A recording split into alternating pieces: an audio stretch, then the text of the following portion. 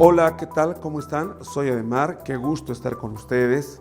Y en esta ocasión, en función de todo lo que está ocurriendo en nuestro medio, en nuestras ciudades, en Bolivia y también, por supuesto, en el mundo, vamos a abordar algunos ejes temáticos importantes que van a permitir reflexionar sobre nuestros roles como hombres, como mujeres, como familias, como miembros de una organización. Vamos a conversar sobre el tema de género, vamos a hablar sobre roles, funciones y cómo la sociedad establece ciertos lineamientos de comportamiento. Cuando hablamos de conciencia de género, estamos refiriéndonos a la importancia de reflexionar, de pensar, de meditar sobre cómo la sociedad, la familia definió que nosotros desarrolláramos ciertos roles, ciertas tareas, ciertas funciones, ya sea en el espacio público como en el espacio privado. Entonces, desde esa perspectiva, la conciencia de género implica reflexionar sobre todo lo que hacemos, sobre cómo actuamos y principalmente cómo desarrollamos nuestros procesos de comunicación con las personas del otro género, del otro sexo.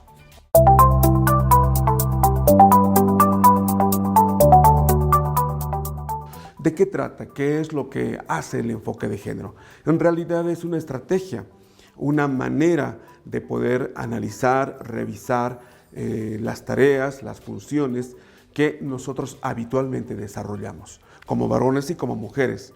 La pregunta ¿es así como tenemos que actuar? Cuando un varón dice, yo voy a ser el proveedor, tengo que conseguir dinero para mi hogar, si soy jefe, si soy padre de familia. O la mujer, claro, yo tengo que encargarme de la crianza, del cuidado de mis hijos. Todos esos elementos tienen que ver con el enfoque de género. Es una herramienta, una perspectiva que nos ayuda a pensar, a meditar, a descubrir las razones por las cuales nosotros actuamos en ese sentido. Debemos entender que el enfoque de género es una herramienta de análisis de la construcción de relaciones de género equitativas y justas. Estudia las discriminaciones y desigualdades derivadas del origen étnico, social, orientación sexual, identidad de género.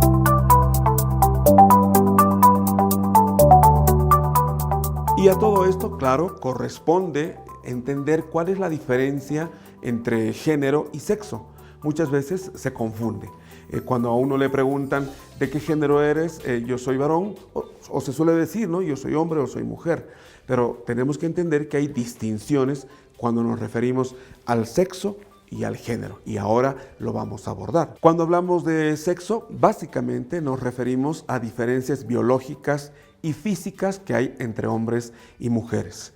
Es más, el sexo tiene que ver con características naturales que no se pueden modificar. En cambio, el género se refiere a los valores, a los atributos, a roles, a representaciones que la sociedad, que la cultura, que el grupo asigna tanto a hombres como a mujeres. Podríamos seguir mencionando, ¿no?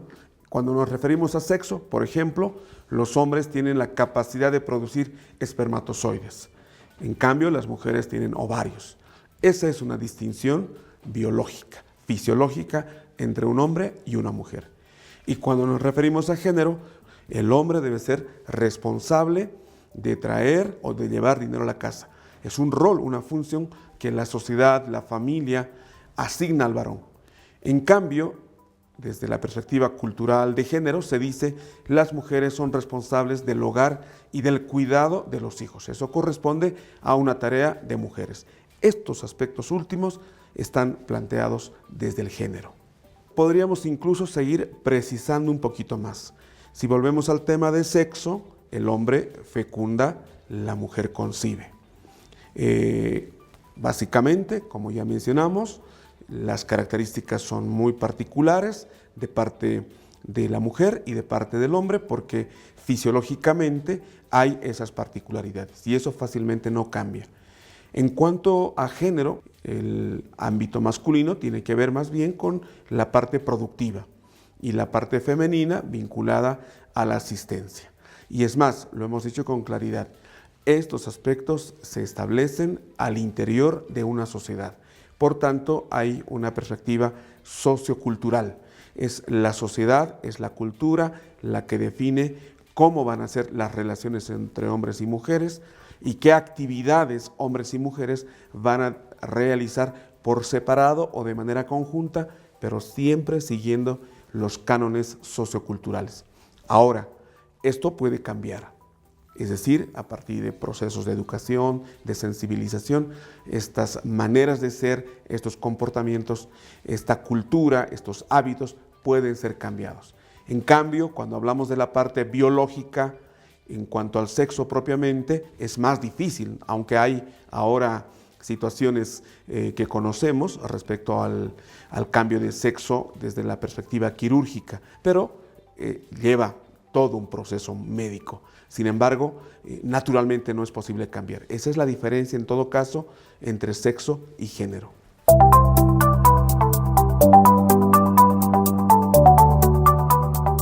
Cuando hablamos de género, nos estamos refiriendo a algo que se construye en el día a día, en un contexto de relación humana, en un contexto cultural, de hábitos, de costumbres, de maneras de entender el mundo. Por esa razón, a continuación, la pregunta que uno podría hacerse es, bueno, ¿y cómo se construye el género entonces? ¿Qué aspectos intervienen para desarrollar un estilo de ser desde la perspectiva cultural en cuanto al hombre? O un estilo de ser, una manera de ser en cuanto al rol de la mujer, pero nuevamente desde la perspectiva cultural. Entonces lo que vamos a hacer ahora es mirar 4 escenarios, 4 aspectos que se toman en cuenta cuando estamos hablando de género y su construcción. El primer aspecto, como ya mencionamos, tiene que ver con el entorno. El entorno social estrecho de la realidad cotidiana es el espacio donde hombres y mujeres aprendemos a actuar de cierta manera, a pensar de cierto modo. Es decir, es ahí donde se dice, ¿no? El hombre tiene que actuar de esta forma. El hombre tiene que alzar la voz cuando corresponda. La mujer tiene que permanecer en silencio cuando está escuchando al varón. Por ejemplo, ese tipo de comportamientos, de conductas, se desarrollan en un entorno social. Y en ese entorno social está la familia, están los amigos, están las personas, ¿sí?, que dicen, no, tu mujer tiene que actuar de esta forma, tu marido tiene que tener estos criterios. Entonces, ese entorno social cercano, grupal, amical, familiar, es el que define cómo ha de ser el rol del varón y cómo ha de ser el rol de la mujer. El segundo ámbito para analizar estos roles de hombres y mujeres es la relación interpersonal entre hombre y mujer.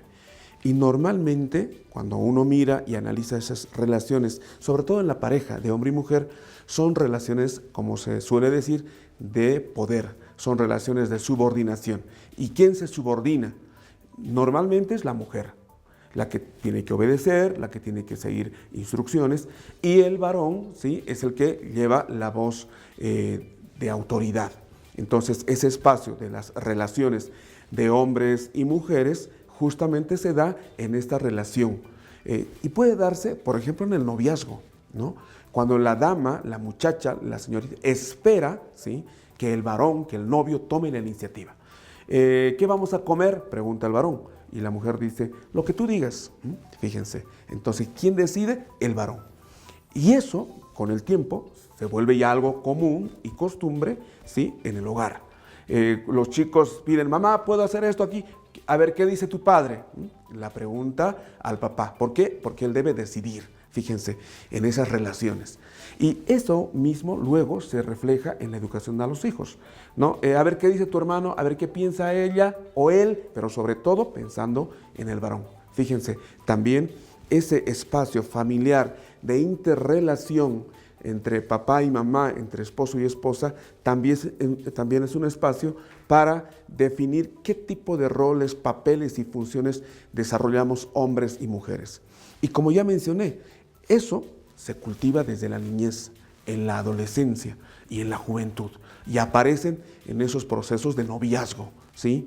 Cuando el novio, volviendo un poco atrás, cuando el novio dice, a ver, la familia pregunta, tu enamorada, tu novia sabe hacer esto, cocina, lava, plancha, cómo cuida a sus hermanos menores, porque así también va a cuidar a tus hijos.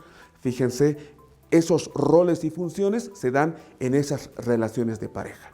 El tercer ámbito en este caso tiene que ver con la discriminación. Si uno mira en términos de sociedad, ¿sí?, ¿quiénes son, entre comillas, los que más discriminación reciben? Y son normalmente las mujeres. ¿Por qué razón? ¿Cómo se ve esto? Porque a veces uno dice, pero ¿cómo? ¿Cuándo? Eso no es tan evidente. Lo que pasa es que a veces se invisibiliza, es decir, no es tan objetivo o visible. Un ejemplo claro es cuántas personas, mujeres, ocupan cargos importantes. Por ejemplo, cuántas alcaldesas mujeres tenemos, cuántas gobernadoras, o si hablamos de centrales agrarias o de sindicatos, ¿quiénes son los que ocupan más los roles más altos? Normalmente son los varones y las mujeres están en una condición de discriminación. Lo mismo ocurre, hay estudios interesantes acerca de los niveles salariales. Si un hombre y una mujer ocupan el mismo puesto, incluso pueden tener la misma profesión, normalmente, de acuerdo con nuestros estudios, son los hombres los que más ganan, los que más ingresos tienen, aunque la mujer haga igual o haga inclusive más actividades. Entonces, ese tercer aspecto tiene que ver con esta discriminación económica, social, salarial, cultural. Ahora, fíjense, lo paradójico es que las mismas mujeres pueden discriminar a sus compañeras. ¿Cuántas veces, no sé si ustedes han escuchado, una señora va al médico y cuando se entera que el médico es otra mujer, la señora, la paciente dice, esta mujer, ¿qué va a saber? Yo necesito un médico. O, no, mujeres no debe tener, no sabe manejar la reunión. Entonces, mujeres discriminando a otras mujeres. En esos detalles uno se da cuenta que de pronto hay un tema que hay que cambiar y que tiene que ver con esto de la discriminación. Y por último, un espacio de construcción del género tiene que ver con esto de las limitaciones y los privilegios. Una persona mira lo que pasa en nuestro medio, ¿sí?, en términos de quienes ocupan puestos importantes, quienes tienen ciertos privilegios económicos, políticos, sociales. Notamos que mayoritariamente son los varones los que están de alguna manera rodeados de estos privilegios. Y estos privilegios se dan históricamente en el tiempo. Como ya se mencionó, quienes acceden a puestos, quienes acceden a salarios más altos. Por ejemplo, en una universidad famosa, importante de Bolivia, de muchos años, que tiene 150 años de vigencia, ¿sí?, más o menos, en toda su trayectoria, imagínense un buen tiempo, más de 100 años, solo una mujer ha sido rectora y todos han sido hombres. Este tema de las limitaciones, ¿sí?, al rol de la mujer, al liderazgo de la mujer, ciertamente también son elementos que se construyen, se dan en un contexto de sociedad como la nuestra, desigual y con inequidades.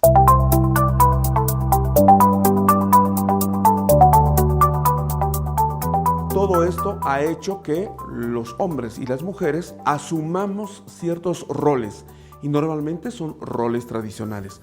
Por ejemplo, se espera de un varón que sea autoridad, que sea presidente, que sea un político, que sea jefe, que sea líder, que sea profesor, que sea agricultor. Se espera que el varón ocupe esos roles. En cambio, se espera de la mujer que sea ama de casa, ¿sí?, que cuide a los chicos, a los hijos, a las hijas. Y si va a ocupar o va a escoger una carrera, una profesión, puede ser maestra, puede ser enfermera, cocinera, que es lo que normalmente se asocia al rol de la mujer, y por supuesto en términos agrícolas o actividad en el campo, es la encargada de los animales, es la encargada de cuidar el ganado. Son roles que la sociedad plantea, que la sociedad establece. Claro, ¿por qué razón? Porque siempre fue así y por tanto nosotros repetimos aquello e inculcamos eso también a nuestros hijos. Y los hijos e hijas crecen pensando que eso es ser mujer, crecen pensando que eso es ser varón.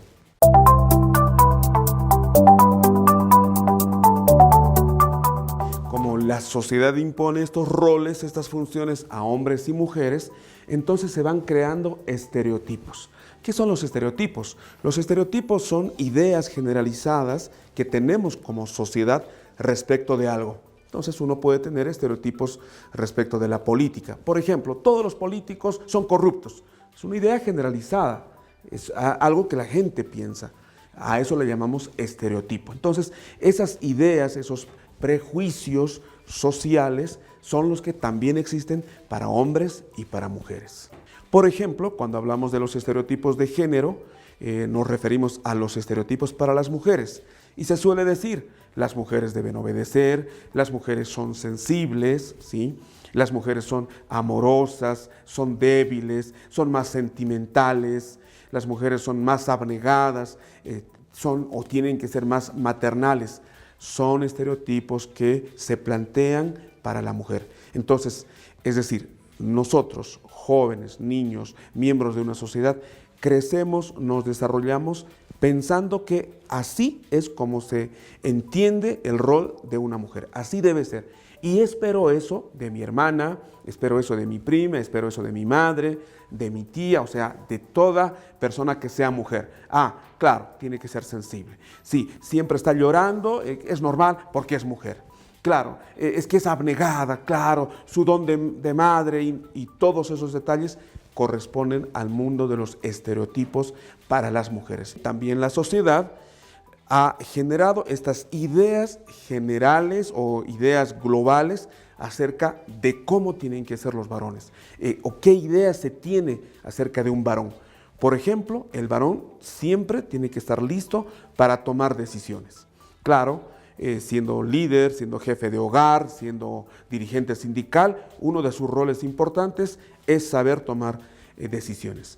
Y fíjense, otro detalle interesante, yo lo he escuchado muchas veces, seguramente ustedes también. El hombre es racional. Claro, una mujer a veces es un manojo de nervios, muchas emociones, muchos sentimientos, muy sensible, pero el hombre es racional. El hombre piensa en cabeza fría. Fíjense, ese es un estereotipo, definitivamente. Otro estereotipo, el hombre es fuerte, tiene que ser fuerte.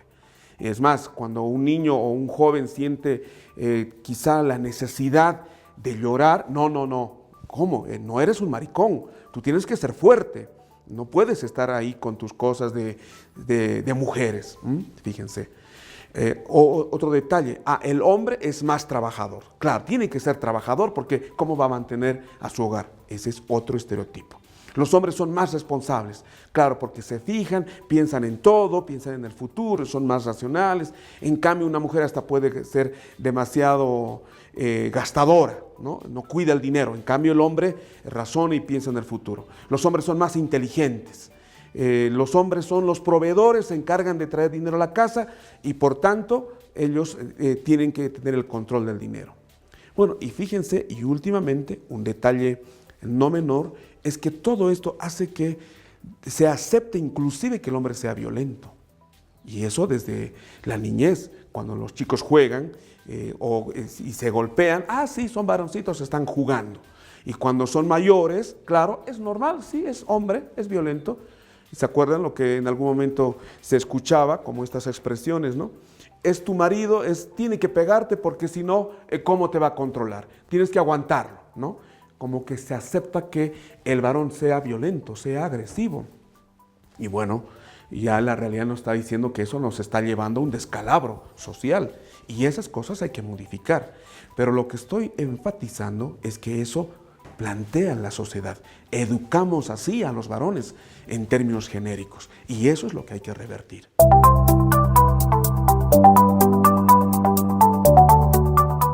Por esta razón, hoy día se pide, se solicita, hay una gran necesidad de reflexionar todos juntos acerca de la equidad y la igualdad de género. Entonces, podríamos decir que equidad de género es cuando hombres y mujeres, independientemente de sus diferencias biológicas, tienen derecho a acceder con justicia e igualdad al uso, al control y beneficio de los mismos bienes y servicios de la sociedad. Es decir, sin privilegios, ni para varones ni para mujeres. Tienen el derecho a acceder con justicia e igualdad. Claro, y del mismo modo, cuando hablamos de equidad de género, nos estamos refiriendo a la posibilidad de tomar decisiones en todos los ámbitos, en la vida social, en la vida económica, política, cultural y social. Por esa razón, fíjense esta frase tan importante. No somos iguales, pero valemos lo mismo. Claro, somos distintos, somos diferentes, hombres y mujeres tenemos nuestras propias características, pero tenemos el mismo valor. Es decir, estamos en igualdad de condiciones en términos de derechos, en términos de acceder a servicios, acceder a cargos, a funciones. No somos iguales, pero valemos lo mismo.